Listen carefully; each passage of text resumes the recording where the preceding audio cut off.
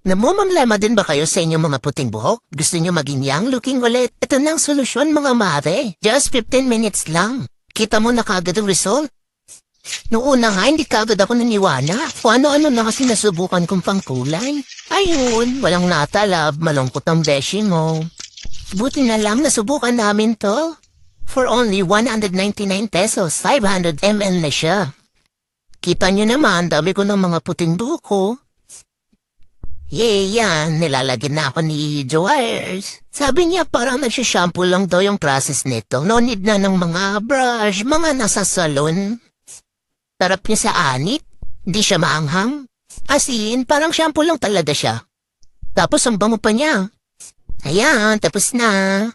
Sabi ni Jowa, 5 minutes lang daw yung babad nito sa buhok. Pero, sinubukan nila ng mga 15 minutes. After nun, pwede na daw siyang banlawan. Ayun na siya.